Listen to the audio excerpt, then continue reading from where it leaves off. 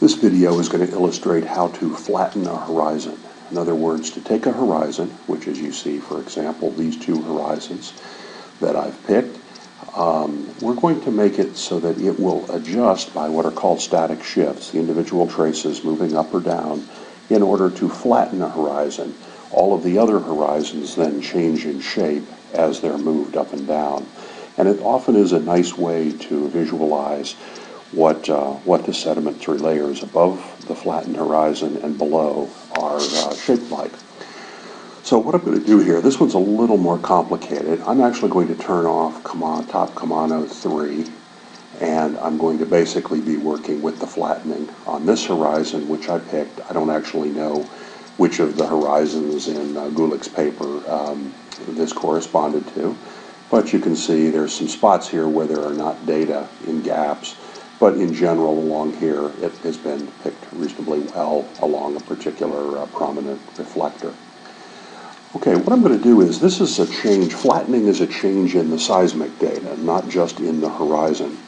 So what we're going to do is we're going to go to, this is the particular data set, just the basic realized Kumano Basin data set.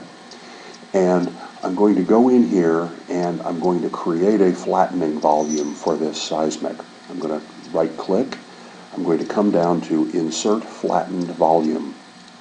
Click there, and you'll note that it added this piece, which is, it really hasn't added a new data set. It has simply refers back to the data set from which I constructed it. So flattened 1 will come up, and at this point it doesn't really know what's flattened or what to flatten to. So I'm going to double-click on flattened 1, which I thought I was. I don't know why I had to do that, double-click twice, but there may be a reason. So I'm going to come up here, and now this has a tab called Flattening, and I'm going to click on it. And it now is asking for a reference surface. In other words, what surface is it to which the seismic data are going to be flattened? In this case, I'm going to use a surface. I'm going to use top Kumano N. I'm going to select it here. I'm going to come up here and click the blue arrow, and I have top Kumano N in this case. The calculated shift can shift it up and down, but the default is usually pretty good here, just the average elevation of the reference surface. Now, I'm also going to want to put some objects in here, and this gets a little tricky, and I make mistakes when I'm doing it. I'm going to put in 2 of these horizons, for example, top Kumano 3.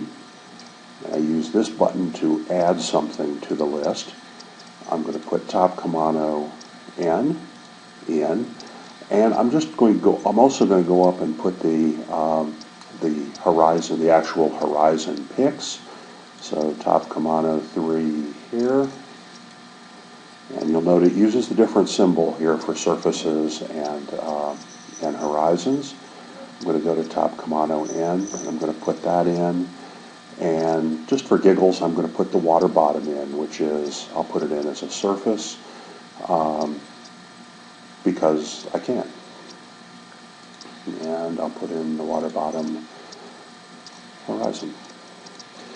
Okay, now what it is when it does the flattening, it actually moves everything up and down. So a horizon that was normal now has to change its shape in order to correspond to the flattened seismic data set. So I'm going to take these. It knows now what is the reference surface, and I'm going to click Flatten. And all of these are going to flatten. It goes blue when it's in flattened mode. You can also unflatten it, and depending on what you're doing. You have to be a little careful here in how you do this so that it works. So I'm now going to click OK. Now you'll notice that the thing I've clicked here, top Kumano N, now is absolutely flat, but it doesn't correspond at all to the data that were originally picked. So what I realize is, well, up here I'm still showing the unflattened data with these check boxes, so I'm going to turn those off, and I'm going to come down here under flattened, and I'm going to select those 2. Now, you'll notice things have moved around a little bit. One is that it only really works on the part of the seismic data for which you have the area of your surface. So out here, it really hasn't done anything. It hasn't made it go away. But the other thing is, I'm going to turn off top Kumano N, and now, if we zoom in, we notice that there is a very, very noticeable flat horizon through here. And that has been flattened, and one can actually go into the interpretation window and see that it will be exactly horizontal. I can't really necessarily demonstrate this. And we can move around in this volume so that, for example, we can look at it from a number of other perspectives. I can take and go and move this. So we're here, and we can then go back to the hand. And you can see that indeed we have a horizontal, where there are picks, that we have a nice horizontal surface. Now, some of the things that are interesting about working with these data are, by making this flat, you can now start to see the differences in where sediment has been maximally distributed, and you can even begin to see here that as we're below this particular horizon, it looks like the deepest epicenter is here. As we go down further, because we've flattened this, we actually can see that some of these other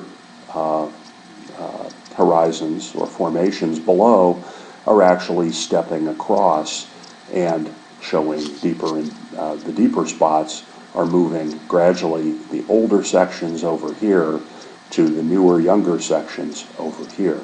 And that's one of the characteristics we're looking at in the lab. So sometimes flattening a horizon is a good thing. I don't know why it's quite so ragged looking. You can see a kind of periodicity here, and I think that has to do with the resolution of the surfaces that are in these sections. So it looks a little ratty through here, but nonetheless you can usually do a pretty good job with it. Okay, now we have this flattened. Now what can we do? Well, we can now go to, for example, top Kumano 3, and we can see that now this has been changed. It's now been flattened along with the data so that we can see underneath that the reflection picks are reflected. So it now has been flattened along with the data. So if we want to undo this, I can also put the water bottom up there.